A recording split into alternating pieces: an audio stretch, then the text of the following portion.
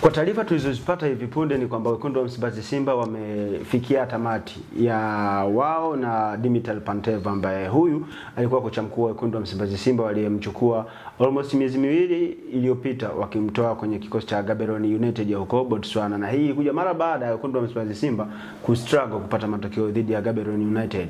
Wakadhani Dimitar Pantev ni mtu sahihi ambaye anaweza akawavusha kwenye mashindano magumu kama ligi ya mabingwa barani Afrika. Ingawa ni taarifa ambazo zimekuja kwa haraka, lakini tutapita kuona ni kitu gani ambacho kimesababisha Dimitar Pantev kuondoka ndani ya kikosi cha Simba. Hebu tuanzie hapo. Simba wamemsoga Dimitar Pantev. Sababu hasa ya kumuondoa Dimitar Pantev ni nini? Kwanza nianze kwa kusema makocha huwa wanaajiriwa ili mradi kufukuzwa. Ndicho ambacho kimemkuta Dimitar Pantev. Yeye sio kocha wa kwanza kuwa kwenye klabu na kufukuzwa ama kusitishiwa mkataba. Lakini kwa taarifa ambao wameitoa Simba ni kwamba wamefikia makubaliano ya timu zote mbili ili kuweka usawa, kana kwamba walikaa mezani and then kila mmoja kalizia kwa upande wake, kila mmoja kabakia na chake. Pantev amerudi kwao Bulgaria and then Simba wamebakia na Suleiman Matola kikosini. Dimitar Pantev moja kwa moja tangia jiunge na Simba, of course Simba imekuwa hyper straight kweli, imekuwa ina struggle, though timu imekuwa inashinda, lakini watu wamekuwa wanapata chungu na tamu ambayo haieleweki. Alichukua timu, mchezo wake wa kwanza ulikuwa ni dhidi ya Nsingizini Hotspurs Eswatini. Alishinda bao 3-0. Kila mmoja akasema yes, mwalimu ameanza vizuri.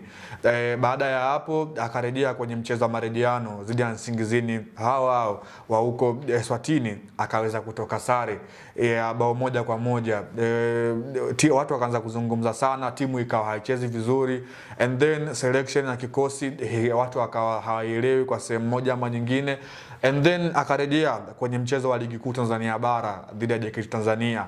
Alitokea nyuma kwenye ule mchezo, alifanya comeback, nafikiri magoli ya Wilson Nangu pamoja na Jonathan Soa yakawapa Simba alama 3. Kwenye hiyo mechi zote ambazo amecheza, timu ilikuwa haina performance nzuri. Timu ilikuwa inapiga pila gimbi kweli, lakini yeye mwalimu alikuwa anaamini kwenye falsafa zake. Timu imekwenda kwenye michuano ya CAF, na maanisha ligi ya mabingwa barani Afrika, and then mchezo wake wa kwanza akiwa nyumbani akapoteza bao 1-0 mbele ya Petro Atleticos di Rwanda ya huko nchini Angola. Kwenye ule mchezo ukiangalia namna ambavyo mwalimu alifanya, nafikiri kwenye ule mchezo mwalimu hawezi kuhukumiwa kwa chochote. Namna ambavyo alifanya, kuanzia kwenye mkakati wake mama kwenye timu, namna ambavyo aliweka timu vizuri kwenye kiuchezaji, lakini wachezaji wenyewe kwa sehemu moja ama nyingine, lakini waliweza kumwangusha. And then juzi ametoka kupoteza nchini Mali katika jiji la Bamako dhidi ya vijana wadogo Stade Malien bao 2-1. The same hii ndio imekuja kuongeza sasa ule nasema sasa uwezekano wa yeye kuweza kuondosha kwenye kikosi, na leo rasmi tumepata hiyo taarifa kwamba hatakuwepo tena kwenye kikosi cha Simba. Kwa hiyo nimekutajia hizi mechi 5 ambazo amesimama kama coach ama manager wa klabu ya Simba. Unaona namna ambavyo timu imekuwa ina struggle. Kwenye hizi mechi ambazo amecheza ni mchezo mmoja tu ndo ambao hakuweza kuruhusu bao, na ulikuwa ni mchezo dhidi ya Nsingizini Hotspurs kule akiwa ugenini, alishinda bao 3-0, lakini mechi nyingine zote ameweza kuruhusu bao. Kwa hiyo anakuja kuangalia ni kama timu kwa sehemu moja ama nyingine ilikuwa inakosa balance katika eneo la kucheza. Lakini by the way hata kama kocha angekuwa bora kiasi gani, ingefika muda angeondoka, na Waswahili walituambia kwamba hakuna marefu yasiyokuwa na ncha. Ndoa ya Simba na Dimitar Pantev imevunjikia timu ikiwa imesharejea nchini na inakaribia kukipiga dhidi ya Mbeya City hivi karibuni katika mchezo wa ligi kuu ya NBC Premier League. Kwa hiyo hiki ndicho ambacho kimetokea kwa Dimitar Pantev, mwalimu ambaye aliingia kwenye timu akiikuta timu ikiwa imeshaandaliwa na mwalimu mwingine, kuanzia kwenye usajili, kuanzia kwenye pre-seasons, mwalimu hakuwa na timu, yani yeye alikuta gurudumu lilikuwa linaendeleza and then yeye akaendelea. Nafikiri kumhukumu Dimitar Pantev moja kwa moja inaweza ikawa sio kigezo sahihi na naweza nikawa namkosea. Kwa maana msimu unaanza, mwalimu hakukaa na timu kwenye pre-season, amekaa na timu zaidi ya wiki moja, and then unahitaji timu ipate muunganiko and then collaboration. Lakini pia unakuja kuangalia kwenye sajili ambazo amezifanya, hakuwa mwalimu yeye, alikuwepo ni Fad Magnan Davis ambaye baadaye aliondoka na kuelekea huko Afrika ya Kaskazini. Kwa hiyo unakuja kuangalia Dimitri Pantev, sehemu moja unaweza kusema kwamba ni mwalimu ambaye hauwezi kumhukumu moja kwa moja, lakini binafsi Dimitri Pantev nitaendelea kumlaumu kwenye aina ya uchaguzi wake wa kikosi ambao amekuwa anakifanya. Kwenye mchezo wa juzi dhidi ya Stade Malien di Bamako ya huko nchini Mali, kikosi ambacho alikichagua and then falsafa ambayo alikuwa nayo ni kama vile kwenye kuisoma mchezo amekuwa hayuko vizuri kwa sehemu moja ama nyingine.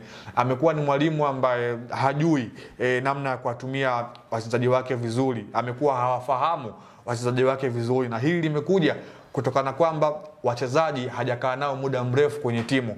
Hamjui mtu kama vile Yusuf Kagoma ambaye wengi wamekuwa wanamzungumza.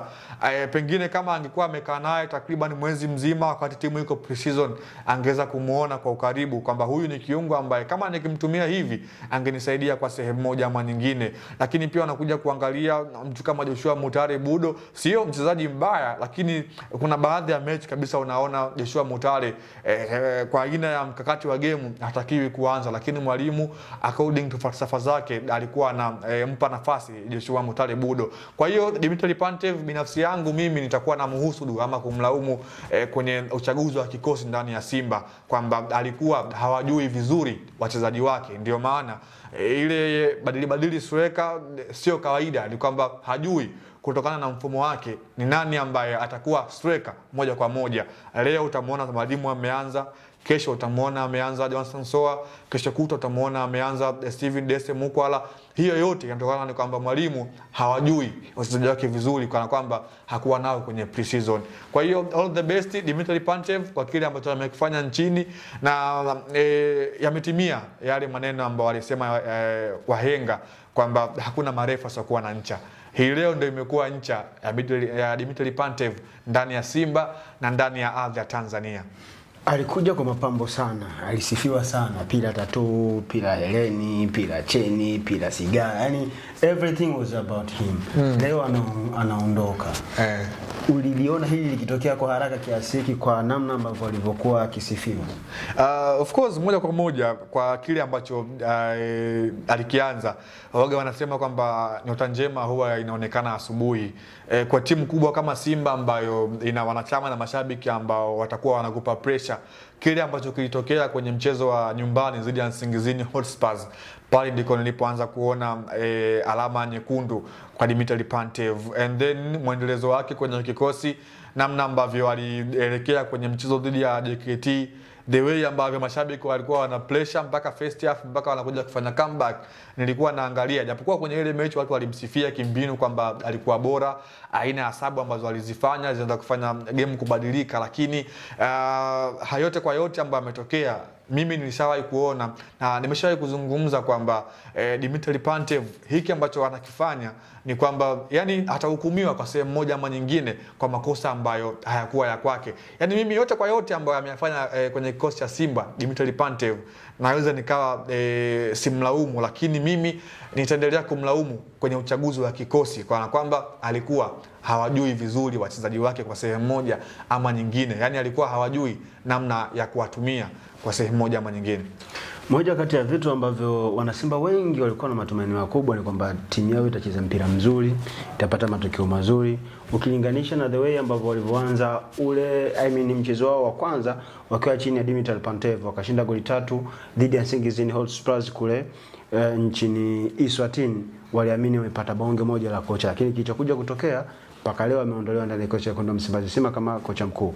Tutakuja kuangalia either side ya uongozi ambao wao ndio waliomrecruit Dimitri Pantev walikuwa na harakia nini. Till next time tutarejea.